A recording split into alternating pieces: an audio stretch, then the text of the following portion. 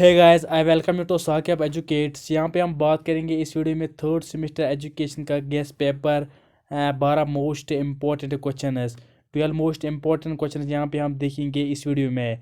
लेकिन यहाँ पे मैं एक बात क्लियर कर दूंगा आपको, जो ये 12 क्वेश्चन है इम्पोर्टेंट क्वेश्चन ये मैंने ये पर्सनली नहीं लिखे है। ये मैंने एक टीचर से बात करके ली है, एक कॉलेज की एक्सपर्ट से बात करके ली है, जो एज ए टीचर पढ़ा रहा है कॉलेज में। उसी के हिसाब से मैंने ये क्वेश्चंस लिए है। इसी के रिलेटेड एक क्वेश्चन पेपर भी आपने देखा होगा, वहाँ पे भी ऐसे ही क्वेश्चंस थे, लेकिन वहाँ पे शायद 12 के शायद 15-20 क्वेश्चन के आसपास ही थे। यहाँ पे हम देखेंगे 12 मोस्ट इम्पोर्टेंट क्वेश्चंस। दूसरी बात यहाँ पे मैं एक और क्लियर कर दूंगा, ऐसा नहीं कि आप यहाँ पे गेस्ट पेपर देखेंगे फिर आप यहाँ पे एक्सपेक्ट करेंगे तो गेस्ट पेपर हम देखेंगे तो एग्ज़ाम में यही क्वेश्चंस आएंगे। ऐसा नहीं होता है, गेस्ट पेपर में कोई क्वेश्चन आ सकता है। ये एक एक्सपेक्टेशन होती है कि जो ये क्वेश्चन है इनमें से कोई क्वेश्चन एग्ज़ाम में आ सकता है। बाकी अगर आपने इन क्वेश्चंस में कोई क्वेश्चन अगर आपने पढ़ा नहीं है तो आपको टेंशन लेने की कोई बात ही नहीं है। आप इंटरनेट पे थोड़ा सा अपनी लैंग्वेज में समझ सकते हो, फिर आराम से पढ़ सकते हो। सो विदाउट वेस्टिंग टाइम यहाँ पे हम देखेंगे गेस्ट पेपर। मैं एक ही क्वेश्चन पढ़ूंगा, यहाँ पे मैं जूम इन करूँगा, बहुत अच्छी तरह से हम देखेंगे गेस्ट पेपर। यहाँ पे आप पढ़ सकते हो क्वेश्चंस। अगर मैं क्वेश्चंस पढ़ूंगा तो ये वीडियो लंबा हो जाता है, फिर स्टूडेंट्स अक्सर नहीं देखते हैं। तो यहाँ पे आप देख सकते हैं शॉर्ट क्वेश्चन जो ये शॉर्ट क्वेश्चंस होते हैं। शॉर्ट क्वेश्चंस में एक स्टूडेंट्स को एक मैं कहूँगा एक बड़ी प्रॉब्लम ये होती है कि शॉर्ट क्वेश्चंस स्टूडेंट नहीं लिख पाता है। इसका एक बहुत बड़ा रीज़न ये है कि शॉर्ट क्वेश्चंस में आपको कोई भी क्वेश्चन आ सकता है।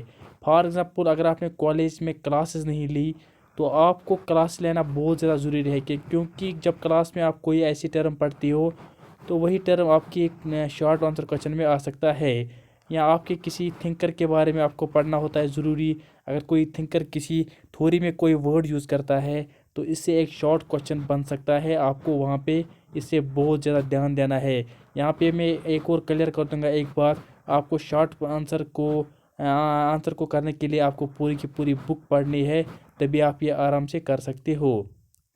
तो यहाँ पे मैं उम्मीद करता हूँ कि ये क्वेश्चंस आपने बहुत ही अच्छी तरह से पढ़े होंगे। अब थोड़ा सा स्क्रॉल करेंगे, यहाँ पे हम देखेंगे और क्वेश्चंस। यहाँ पे आपने क्वेश्चन नंबर 5 आपने पढ़ा ही होगा, what is mental health and define mental health. तो यहाँ पे आपने पढ़ा होगा क्वेश्चन नंबर 6।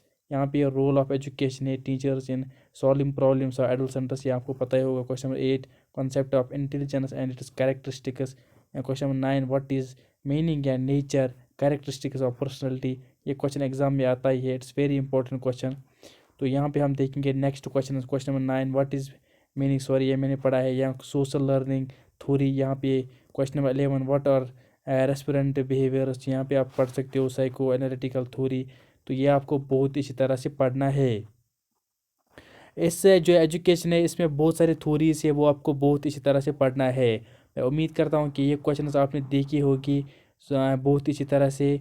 तो अगर आपने ये क्वेश्चंस पढ़े नहीं तो आप आराम से अपने लैंग्वेज में समझ सकते हो। एजुकेशन आपको बहुत इसी तरह से इसका पेपर लिखना है।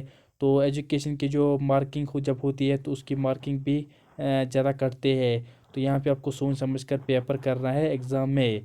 Thank you for listening as always, god bless you all.